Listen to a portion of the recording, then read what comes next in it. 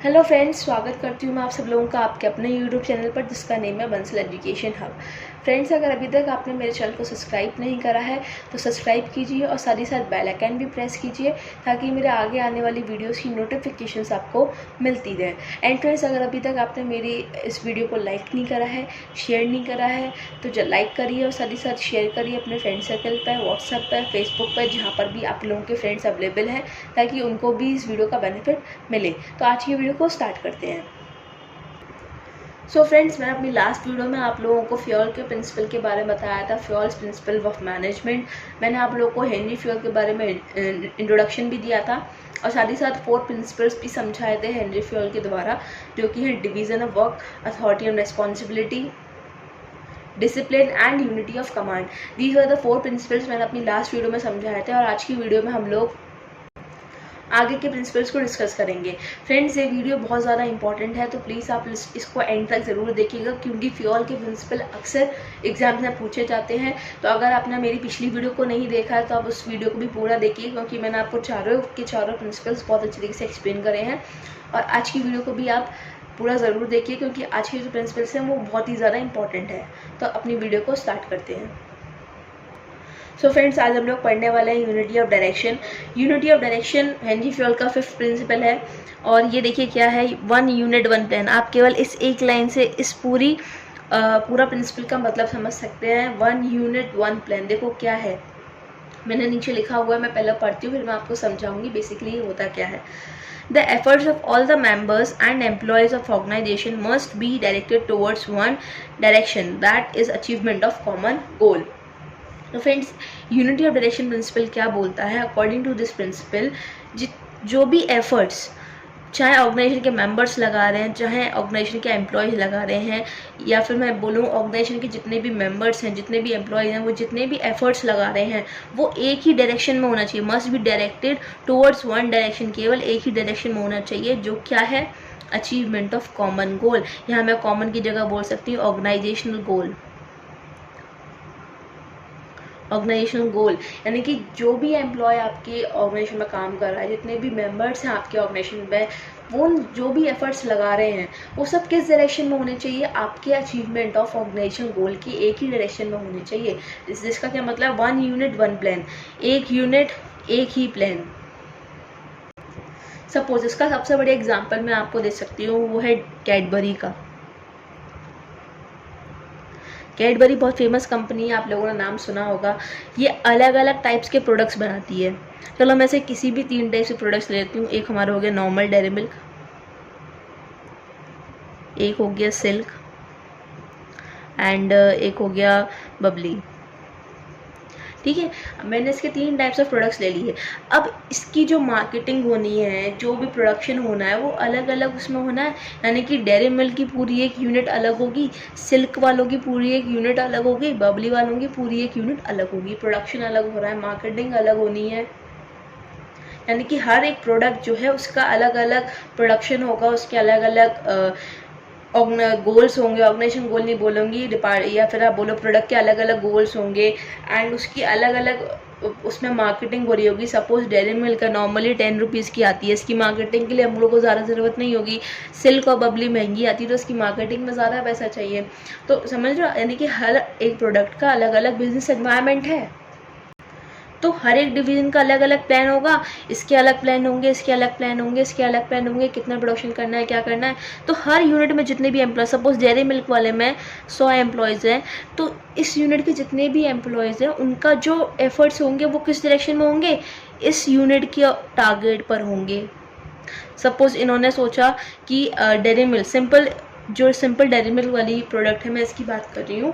इन्होंने सोचा कि हम लोगों को 1 लाख का प्रोडक्शन करना है इस महीने। ठीक है, 1 लाख का प्रोडक्शन करना है, तो इस यूनिट के अंदर जितने भी काम कर रहे होंगे एम्प्लॉयज़, केवल डेयरी मिल्क वाली यूनिट के अंदर जितने भी एम्प्लॉयज़ काम कर रहे होंगे उनके जो एफर्ट्स हैं वो एक ही डायरेक्शन में होंगे, जो कि है कॉमन गोल। उनका common goal 1 lakh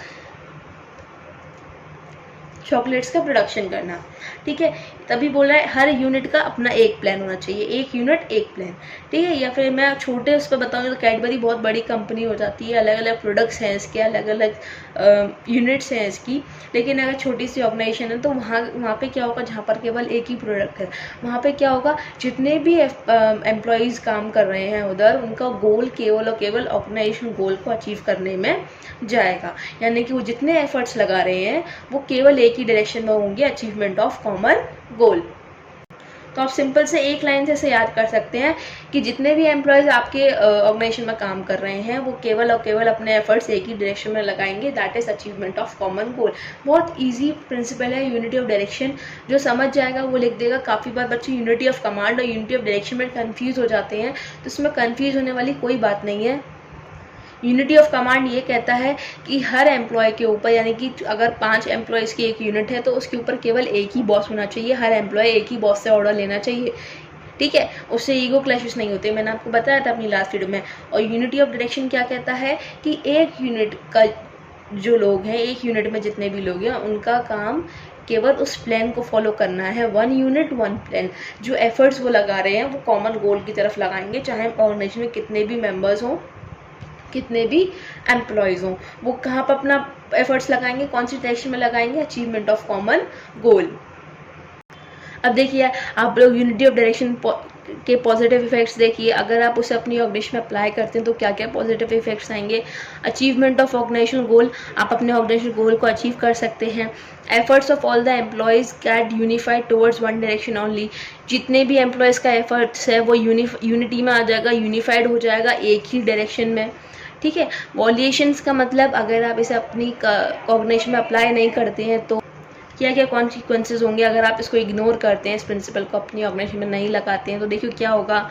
lack of coordination, पहली बात कोऑर्डिनेशन नहीं होगी, ठीक है। Wastage of efforts and resources by working in different direction, आप अलग अलग उसमें काम कर रहे हो, अलग अलग डायरेक्शन में अपने एफर्ट्स लगा रहे हो तो वेस्टेज होगी आपके एफर्ट्स की और रिसोर्सेज की, ठीक है। इन शॉर्ट एफिशिएंसी नहीं आएगी काम में।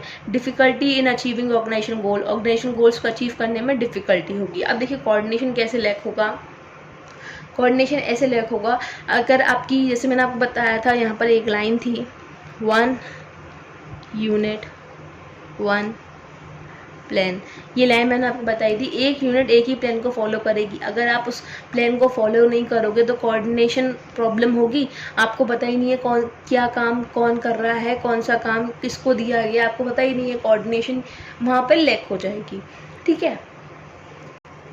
फ्रेंड्स आपको स्क्रीनशॉट लेने की कोई ज़रूरत नहीं है, मैं आपको नोट्स हर जगह हर बार प्रोवाइड कर रही हूँ। अपने जितने भी चैप्टर्स मैं कंप्लीट कर चुकी हूँ, मैं आप उस सब के नोट्स मैं ऑलरेडी आप लोगों को प्रोवाइड कर रही हूँ, तो आपको स्क्रीनशॉट लेने की कोई ज़रूरत नहीं है। बस आप लोग पेन पेंसिल लेकर बैठिए और जो जो मैं पॉइंट समझाती जा रही हूँ आप उसे लिखते जाइए ताकि आप उसको समझ लें, या फिर जब मैं इसके नोट्स डालूँ तो आप इन वीडियो को एक बार दोबारा देख लीजिए, उससे आपका रिविज़न भी हो जाएगा और साथ ही साथ आप लोगों को समझ में भी आ जाएगा। तो हम लोग अपने नेक्स्ट प्रिंसिपल को डिस्कस करते हैं, जो कि principle number 6, that is subordination of individual interest to general interest. तो देखिए ये प्रिंसिपल क्या कहता है, this principle states that general interest is superior that individual interest. बहुत सिंपल सा प्रिंसिपल है, आप बस ये समझिए, आपकी इंडिविजुअल इंटरेस्ट के ऊपर जनरल इंटरेस्ट है, या जनरल इंटरेस्ट का यानी कि ऑर्गेनाइजेशनल इंटरेस्ट है, ठीक है। अपने आप इंडिविजुअल इंटरेस्ट के ऊपर अपनी ऑर्गेनाइजेशनल के जो इंटरेस्ट है उसको रखो, यानी कि जिससे ऑर्गेनाइजेशन को फ़ायदा हो, उसको बेनिफिट हो, वो इंटरेस्ट रखो। अपने इंडिविजुअल इंटरेस्ट से नहीं काम चलेगा, यानी कि इंडिविजुअल इंटरेस्ट को आप साइड में रखो, इससे इसका कोई मतलब नहीं है। उससे ज़्यादा सुपीरियर क्या है, आपका जनरल इंटरेस्ट, जो कि आपके एम्प्लॉयज़ के लिए भी बेनिफिट लेके आए, आपकी ऑर्गेनाइजेशन के लिए भी बेनिफिट लेके आए। कहने का मतलब क्या है कि जितने भी एम्प्लॉयज़ आपकी ऑर्गेनाइजेशन में काम कर रहे होते हैं उनका एक पर्सनल इंटरेस्ट होता है, एक इंडिविजुअल इंटरेस्ट होता है, एक उसका पर्सनल ऑब्जेक्टिव होता है। देखो फ्योल का कहना क्या था, फ्योल ये कहते थे जितने भी एम्प्लॉयज़ एक ऑर्गेनाइजेशन में काम कर रहे हैं, एक कंपनी में काम कर रहे हैं, उनका भी कोई ना कोई ऑब्जेक्टिव होता होगा, ठीक है, कोई पर्सनल ऑब्जेक्टिव होता होगा, ठीक है, या पैसे कमाने हैं उनका ऑब्जेक्टिव है तभी तो वो काम कर रहे हैं। इसी तरीके से ऑर्गेनाइजेशन का भी एक पर्सनल एक ऑब्जेक्टिव होता है, ऑर्गेनाइजेशन का भी क्या होता है, एक ऑब्जेक्टिव होता है। तो फियोल का कहना ये था कि जो एम्प्लॉयज़ के ऑब्जेक्टिव हैं वो हमेशा ऑर्गेनाइजेशन के ऑब्जेक्टिव से मैच होने चाहिए। क्या होने चाहिए, मैच होने चाहिए या सिमिलर होने चाहिए। क्योंकि अगर एम्प्लॉयज़ अपने अपने ऑब्जेक्टिव्स में ध्यान देंगे, ऑर्गेनाइजेशन के ऑब्जेक्टिव में ध्यान नहीं देंगे, तो कॉन्फ्लिक्ट्स होंगे। समझे, सिंपल सी भाषा में समझाती हूँ, चलो बहुत ज़्यादा इजी एग्जांपल से लेती हूँ। सपोज़ ये एम्प्लॉय है, इसका ऑब्जेक्टिव है कि इसे अपनी सैलरी से मतलब है, लेकिन उसे अपनी सैलरी तभी मिलेगी जब वो अपने ऑब्जेक्टिव को, यानी कि अपने एफर्ट्स को ऑर्गेनाइजेशन के ऑब्जेक्टिव में लगाएगा। यानी कि एक एम्प्लॉय का ऑब्जेक्टिव हमेशा उसी डायरेक्शन में होना चाहिए जिस डायरेक्शन में ऑर्गेनाइजेशन का ऑब्जेक्टिव है। ठीक है, तभी प्रॉब्लम्स नहीं होंगी। अगर एम्प्लॉय का जो एफर्ट है, जो उसका ऑब्जेक्टिव है, वो दूसरे डायरेक्शन में है और ऑर्गेनाइजेशन का ऑब्जेक्टिव दूसरे डायरेक्शन में, तो प्रॉब्लम क्रिएट होगी। ठीक है, सिंपल सा बस इतना याद रखिए, एम्प्लॉयज़ का ऑब्जेक्टिव हमेशा उसी डायरेक्शन में होना चाहिए जिस डायरेक्शन में ऑर्गेनाइजेशन का ऑब्जेक्टिव होता है। यानी कि एम्प्लॉय का जो ऑब्जेक्टिव है वो ऑर्गेनाइजेशन के ऑब्जेक्टिव से मैच होना चाहिए, यानी कि उससे मिलता जुलता होना चाहिए। सपोज़ आप लोग एक फर्म में काम कर रहे हैं और आप मैनेजर हैं। क्या है, मैनेजर। मैं आप लोगों से एग्जांपल ले रही हूँ, आप क्या है, मैनेजर हो उस फर्म की। ठीक है, अब आप लोगों को जो बोला गया वो था कि आप लोग रॉ मटेरियल को ख़रीद के लेके आइए। क्या खरीद के लेके आइए, रॉ मटेरियल। क्या खरीदना है आपको, रॉ मटेरियल। अब आप मार्केट में जब ढूंढने जाओगे, जो अच्छा मैनेजर होगा, जो ऑर्गेनाइजेशन के ऑब्जेक्टिव के बारे में सोच रहा होगा, वो क्या करेगा, वो हर किसी से रॉ मटेरियल के भाव पूछेगा कि आप मुझे कितने में दे सकते हो, प्राइजेस पूछेगा, और जो सबसे अच्छे प्राइस होंगे उसके पास जाएगा। लेकिन जिस मैनेजर को केवल अपने ही ऑब्जेक्टिव से मतलब है, तो वो क्या करेगा कि उसका कोई रिश्तेदार है, वो रॉ मटेरियल सप्लाई कर रहा है, तो वो उसी से ले लेगा ताकि उसका फ़ायदा हो। क्या हो, उसके रिश्तेदार का फ़ायदा हो, थोड़ा बहुत कमीशन उस मैनेजर को भी मिल जाए, उसको भी मिल जाए। तो वो क्या होगा, वो अपने ही ऑब्जेक्टिव के बारे में सोच रहा है, ऑर्गेनाइजेशन के ऑब्जेक्टिव के बारे में नहीं सोच रहा, उसके बेनिफिट के बारे में नहीं सोच रहा। समझे। तो अभी आपको समझ में आया, यानी कि हमेशा हम लोग को इंडिविजुअल अपने इंटरेस्ट के ऊपर हमेशा ऑर्गेनाइजेशन इंटरेस्ट को रखना चाहिए। ज़रूरत पड़े तो आप लोग अपना इंटरेस्ट छोड़ सकते हैं ऑर्गेनाइजेशन इंटरेस्ट के लिए, अपने इंटरेस्ट को सेक्रीफाइस कर सकते हैं। ठीक है, ये फ्योल का कहना था। अब देखो उसके पॉजिटिव इफेक्ट्स क्या हैं। Achievement of organizational goals achieve हो जाएंगे। Coordination between individual and organization goal, coordination होगी इंडिविजुअल और ऑर्गेनाइजेशन गोल के बीच में। वॉल्यूशंस क्या क्या होंगे, no achievement of organisation goal achieve नहीं होगा। Even employees will also suffer in long run, employees भी सफ़र करेंगे। फ्रेंड्स देखो, पॉजिटिव इफेक्ट्स और वॉल्यूशन आप लोग बहुत आसानी से लिख सकते हैं, क्योंकि ये बार बार रिपीट होते हैं। क्या होते हैं, बार बार रिपीट होते हैं। लेकिन आपको लिखने किस उससे होते हैं, यानी कि आपको कहीं ना कहीं इस प्रिंसिपल का वो डालना होता है इसमें, मतलब अचीवमेंट में और वॉल्यूशन में। ठीक है, तो आप अगर प्रिंसिपल समझ जाओगे तो आप पॉजिटिव इफेक्ट्स और वॉल्यूशन अपने आप बना के लिख सकते हो। तो मेन होता है कि आप प्रिंसिपल को पहले समझें कि प्रिंसिपल क्या कह रहा है। ओके, अब हम लोग अपने अगले प्रिंसिपल पे आते हैं, that is remuneration of persons, salary persons की। ये बहुत इंपॉर्टेंट प्रिंसिपल है, तो इसे ध्यान से समझिएगा।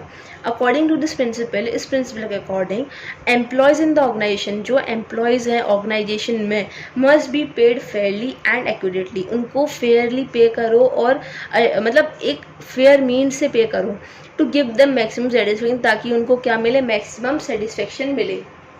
तो बेसिकली प्रिंसिपल क्या कहता है कि जितने भी एम्प्लॉयज़ हैं आपकी कंपनी में, उनको आप फेयर वेजेस दो, यानी कि एक जायज़ वेजेस दो। मतलब क्या, अगर वो काम मतलब एक स्टैंडर्ड ऑफ लिविंग के अकॉर्डिंग आप उनको वेजेस दो, उनकी सैलरी दो, फेयरली उसको मेंटेन करो।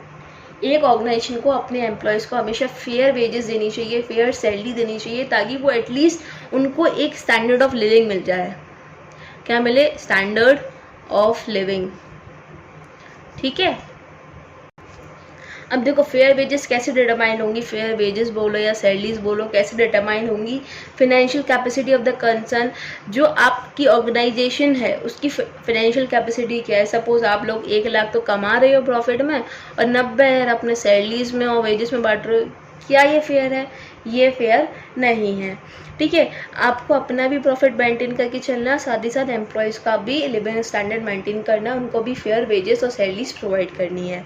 देन दूसरा पॉइंट क्या है, the wages paid by the competitors. अब आपको ये भी ध्यान रखना है कि आपके कॉम्पिटिटर सेम पोस्ट पे उस पर्सन को कितनी सैलरी दे रहे हैं, कितने वेजेस दे रहे हैं। देखो सपोज मैं अगेन मैनेजर का एग्जांपल लेके चलूँगी, मैनेजर है, उसको आप लोग 25,000 पे वो सैलरी दे रहे हैं, ठीक है। वहीं कॉम्पिटिटर जो है वो उसको 35,000 सैलरी देने को तैयार है। तो आपको वो भी देखना पड़ेगा, अगर आपकी सैलरी कम होगी उसी काम पे उसी पोस्ट पर, तो वो ऑफकोर्स जो आपका मैनेजर है वो आपके कॉम्पिटिटर के पास चला जाएगा, ठीक है।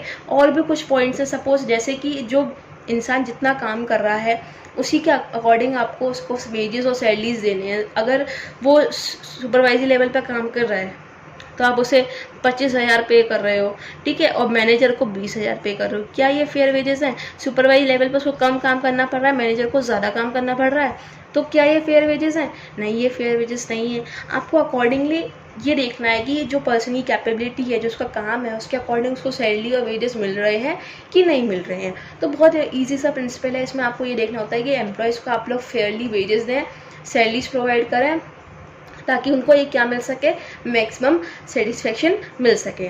अब देखिए इसके पॉजिटिव इफेक्ट्स क्या क्या हैं। एम्प्लॉयज़ गेट मोटिवेटेड, अगर आप उनको फेयर वेजेस दोगे, फेयर सैलरी दोगे, तो एम्प्लॉयज़ क्या होंगे, मोटिवेट होंगे कि हमारा बॉस तो बहुत अच्छा है, वो हमको पूरी सैलरी देता है, बल्कि दूसरों से अच्छी देता है, हमारे कॉम्पिटिटर से अच्छी सैलरी हमको प्रोवाइड कर रहा है। तो क्या होगा, एम्प्लॉयज़ अपने आप से अंदर से मोटिवेट होंगे और आपकी ऑर्गेनाइजेशन के लिए काम करने को तैयार होंगे और ज़्यादा डिवोशन से काम करेंगे। देखो devotion and commitment of employees improves, वही डिवोशन से और ज़्यादा लगन से काम करेंगे और ज़्यादा कमिटमेंट से काम करेंगे, तो क्या होगा, एम्प्लॉयज़ मोटिवेट होंगे। और अगर आप उनको ये चीज़ प्रोवाइड नहीं करोगे, फेयर वेजेस नहीं दोगे, तो क्या होगा, डिससेटिस्फेक्शन होगा, डिमोटिवेशन होगा एम्प्लॉयज़ का, और वो आपकी ऑर्गेनाइजेशन के लिए ढंग से काम नहीं करेंगे, ठीक है। बहुत सिंपल सा प्रिंसिपल था, होप सो आपको समझ में आया होगा। फ्रेंड्स मैं ऑलरेडी आपको बोल रही हूँ, आपको स्क्रीनशॉट लेने की कोई ज़रूरत नहीं है, मैं आपको लोगों को नोट्स प्रोवाइड करूँगी। सो आप लोग मेरी वीडियोस को देखते रहिए, मैं किसी ना किसी वीडियो में इसके नोट्स डाल दूँगी। ओके, मैं आपको रेगुलरली नोट्स प्रोवाइड कर रही हूँ। अब तक मैं जितने भी चैप्टर्स पढ़ा चुकी हूँ, मैंने अभी तक आप लोगों को नोट्स प्रोवाइड करे और मैं आगे भी प्रोवाइड करूँगी। सो आप लोग भी मेरे को सपोर्ट कीजिए, मेरे चैनल को सब्सक्राइब कीजिए, साथ ही साथ बेल आइकन भी प्रेस कीजिए और मेरी वीडियोस को लाइक और शेयर ज़रूर कीजिए, अपने फ्रेंड सर्कल में बताइए, ताकि मेरे को भी और ज़्यादा मोटिवेशन मिले कि मैं आप लोगों के लिए ऐसी और वीडियोस लेके आती रहूँ। सो देखिए फ्रेंड्स, हम लोग अपने अगले प्रिंसिपल पर आते हैं। ये बहुत ज़्यादा इंपॉर्टेंट प्रिंसिपल है, इतना ज़्यादा इंपॉर्टेंट प्रिंसिपल है, ये आपको समझना बहुत ही ज़्यादा ज़रूरी है। क्या प्रिंसिपल है हमारा, सेंट्रलाइजेशन एंड डिसेंट्रलाइजेशन। फ्रेंड्स ये ऑलमोस्ट हर एग्ज़ाम में पूछा जाता है, अभी तक जितने भी एग्ज़ाम्स हुए हैं सब में आया है टॉपिक, जो ये सेंट्रलाइजेशन और डिसेंट्रलाइजेशन का। ये बहुत ही ज़्यादा इंपॉर्टेंट टॉपिक है, तो इसे आप ध्यान से समझिएगा और इस वीडियो को एंड तक ज़रूर देखिएगा, क्योंकि ये टॉपिक बहुत ही ज़्यादा इंपॉर्टेंट है। अगर आपको ये समझ में नहीं आया तो हो सकता है आपको आपके पेपर में लॉस हो सके। ओके, तो देखिए centralization refers to concentration of authority और power in few hands at top level. देखो मैं आपको नॉर्मली सेंट्रलाइजेशन का मतलब समझाती हूँ, ये तो मैंने इसकी डेफिनेशन लिख रखी है, तो आप लोग समझ सकते हैं, या मैं समझा देती हूँ। सेंट्रलाइजेशन क्या है, जब आप एक ही मतलब जो पावर है उसे एक जगह इकट्ठा कर दें, या फिर पावर कुछ ही हाथों में दें, या फिर केवल टॉप लेवल तक रखें, ठीक है। यानी कि जो पावर आप अथॉरिटी जो आप ऑर्गेनाइजेशन में रख रहे हैं उसको आप क्या कर दो, सीमित कर दो, क्या कर दो, सीमित, ठीक है। ज़्यादा आप बांटो ही नहीं अथॉरिटी, ठीक। अब देखो सेंट्रलाइजेशन का मतलब मैं आपको समझाती हूँ क्या है।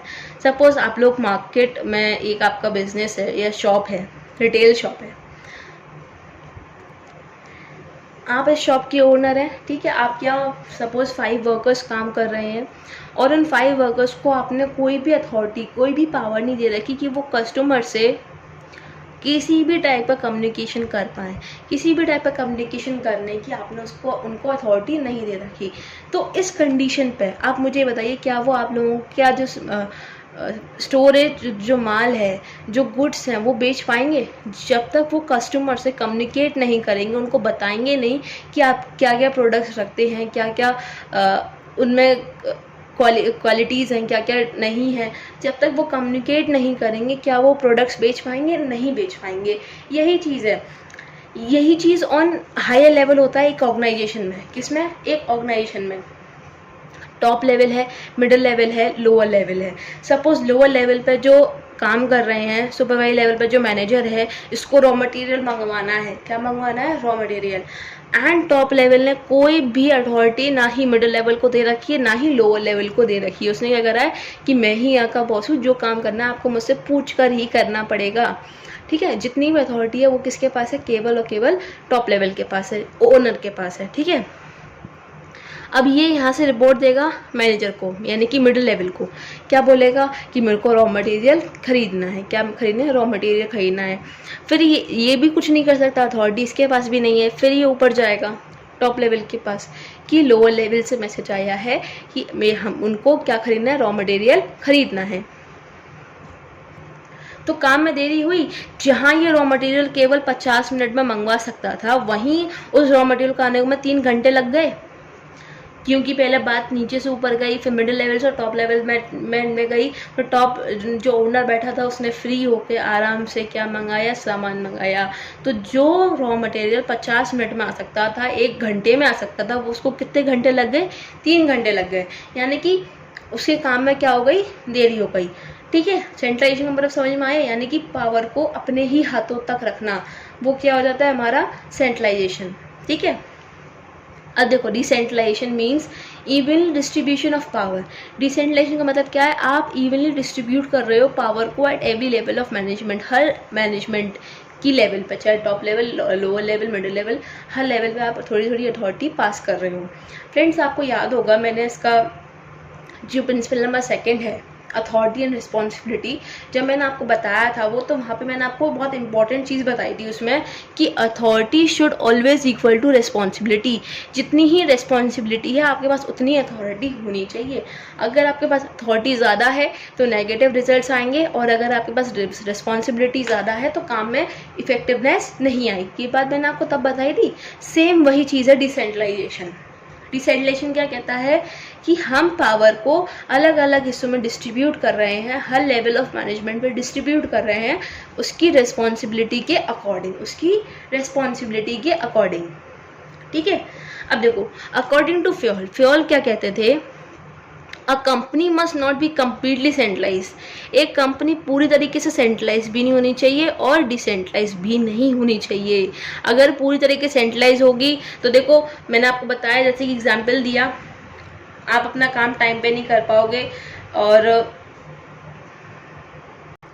आपकी जो भी काम है उसमें डिले होगी, आप फास्ट डिसीजन नहीं कर पाओगे, कहीं ना कहीं आप ऑर्गेनाइजेशन गोल को अचीव करने में फेल हो जाओगे, है ना। ठीक, तो फ्योल का कहना था ना तो ही किसी कंपनी को पूरी तरीके से सेंट्रलाइज होना चाहिए, ना ही पूरी तरीके से डिसेंट्रलाइज होना चाहिए। सेंट्रलाइज का मतलब मैंने आपको बता दिया, अगर पूरी तरीके से डिसेंट्रलाइज होगी तो अथॉरिटी का मिसयूज होगा। मैंने लिखा है, अगर पूरी तरीके से डिसेंट्रलाइज होगी तो केवल और केवल अथॉरिटी का क्या होगा? मिसयूज होगा। But there must be combination of both depending upon the nature and size of the business. लेकिन दोनों का ही कॉम्बिनेशन होना चाहिए। कुछ सेंट्रलाइज पावर होनी चाहिए जो फाइनेंशियली डिसीजन लेते हैं, जैसे कि फाइनेंशियल डिसीजन जितने भी होते हैं, वो वाली पावर जो होती है वो सेंट्रलाइज होनी चाहिए, वो टॉप लेवल मैनेजमेंट के पास होनी चाहिए। बाकी डिसेंट्रलाइज होनी चाहिए ताकि जो ऑर्गेनाइजेशन का गोल है वो ईजिली अचीव हो सके। ठीक है, दोनों का कॉम्बिनेशन होना चाहिए डिपेंडिंग अपॉन ऑफकोर्स जो ऑर्गेनाइजेशन का नेचर और साइज है उस हिसाब से। अगर ज़्यादा बड़ी ऑर्गेनाइजेशन है तो वो अपने हिसाब से इन दोनों कॉम्बिनेशन बनाएगी, छोटी ऑर्गेनाइजेशन है तो वो अपने हिसाब से इन दोनों का कॉम्बिनेशन बनाएगी, किन दोनों का? सेंट्रलाइजेशन का और डिसेंट्रलाइजेशन का। ओके, अब हम इसके पढ़ते हैं positive effects, benefits of centralization as well as decentralization. दोनों ही चीज़ों के बेनिफिट मिलेंगे, सेंट्रलाइजेशन के भी और डिसेंट्रलाइजेशन के भी। सेंट्रलाइजेशन की कैसे? कोई भी फाइनेंशियल डिसीजन आपका, यानी कि जो आपकी अथॉरिटी है उसका मिसयूज़ नहीं होगा। सपोज फाइनेंशियल डिसीजन का मेरा मतलब ये था कि आपको ज़्यादा बड़े बड़े फाइनेंशियल डिसीजन, सपोज 3 करोड़ का आपको कोई सामान मंगाना है। जो ऑर्गेनाइजेशन में तो ये छोटी छोटी बात होती हैं, जो बड़ी बड़ी ऑर्गेनाइजेशन होती हैं वो छोटे छोटे रकम है उनके लिए। तो जो ये चीज़ होती है कि आपको फाइनेंशियल डिसीजन लेना है तो आप उसको टॉप लेवल तक ही रखेंगे, तो आपको क्या लगेगा कि हाँ मेरे साथ कोई मिसयूज़ नहीं हो रहा, मेरी अथॉरिटी के साथ मेरे पैसों को कोई गलत काम नहीं हो रहा। मिडिल लेवल वालों के पास कोई अथॉरिटी नहीं है और साथ ही साथ लोअर लेवल के पास भी इस चीज़ की कोई अथॉरिटी नहीं है। वहीं आप डिसेंट्रलाइजेशन के भी बेनिफिट्स लेंगे, जैसे कि मैंने बताया, जो सामान, जो रॉ मटेरियल 50 मिनट में आना था, वही रॉ मटेरियल 3 घंटे में आ रहा है। तो वो क्या है, ये सेंट्रलाइजेशन में दिक्कत आ रही थी और वहाँ आप डिसेंट्रलाइजेशन के बेनिफिट उठा रहे हो, 3 घंटे का सामान 50 मिनट में लेके आ रहा है। ठीक है, फास्ट डिसीजंस होंगे, ऑपरेशन लेवल पर फास्ट डिसीजन होंगे। जो काम आपको, जैसे कि इसको मैनेजर को कुछ काम है सुपर ये लोअर लेवल से, तो वो अपने आप जल्दी जल्दी डिसीजन लेगा, साथ ही साथ सामान भी मंगवाएगा, रॉ मटेरियल प्रोवाइड करेगा, प्रोडक्शन भी करवाएगा, सब करवाएगा। फास्ट डिसीजंस होंगे क्योंकि उसको किसी और से परमिशन लेने की कोई ज़रूरत नहीं होगी। ठीक है, लेकिन हाँ, एक चीज़ और इसमें आप याद रखिए, अगर आपके पास अथॉरिटी है, क्या है, अगर आपके पास अथॉरिटी है तो आपके पास अकाउंटेबिलिटी भी होती है। ये बात मैं आपको तब भी बता चुकी हूँ प्रिंसिपल नंबर 2 में, अगर आपके पास अथॉरिटी है तो आपके पास अकाउंटेबिलिटी भी है। आपसे जो आपका सुपीरियर है वो पूछ सकता है कि आपके पास अथॉरिटी है तो आपने क्या करा, आपको जवाबदेही देनी पड़ेगी। अगर कोई काम खराब होता है तो आप उसके लिए जिम्मेदार होंगे। ठीक है, ये चीज़ ध्यान रखने वाली बात है इसमें। देन स्ट्रिक्ट कंट्रोल होगा टॉप लेवल का। वॉल्यूशन, अगर आप इस रूल को इग्नोर करेंगे, इस प्रिंसिपल को इग्नोर करेंगे तो क्या है, सेंट्रलाइजेशन, अगर आप पूरा सेंट्रलाइजेशन रखेंगे तो डिले इन डिसीजन में डिले होंगे, काम देरी से होंगे। इफ़ कंप्लीट डिसेंट्रलाइजेशन, पूरा डिसेंट्रलाइजेशन रखेंगे तो मिसयूज़ होगी अथॉरिटी की, जो मैं आप लोगों को ऑलरेडी बता चुकी हूँ। तो फ्रेंड्स, आज के लिए हम इतना ही रखते हैं। वीडियो काफ़ी ज़्यादा लंबी हो गई है और ज़्यादा लंबी वीडियो आप लोगों को देखना पसंद नहीं है, पता है, बोर हो जाते हैं, मैं भी बोर हो जाती हूँ। तो आज की वीडियो को यहीं तक रखते हैं। फ्रेंड्स, आप लोग मुझे सपोर्ट ऐसे करते ही रहिए। आप लोगों के कमेंट्स पढ़ के मेरे को बहुत ज़्यादा मोटिवेशन मिलती है। जब आप लोग मुझसे कुछ चीज़ पूछते हैं, अपने डाउट्स पूछते हैं, तो मुझे बहुत ज़्यादा मोटिवेशन मिलती है। तो कीप सपोर्टिंग मी। मेरे चैनल को सब्सक्राइब कीजिए, साथ ही साथ वीडियोज़ को लाइक और शेयर कीजिए। और अगर आपको कोई भी डाउट है, यहाँ तक प्रिंसिपल नंबर 8 तक कोई भी डाउट है, तो आप लोग मुझसे कमेंट सेक्शन में पूछिए, मैं आपका डाउट 110% क्लियर करूँगी। So keep supporting me. Thank you.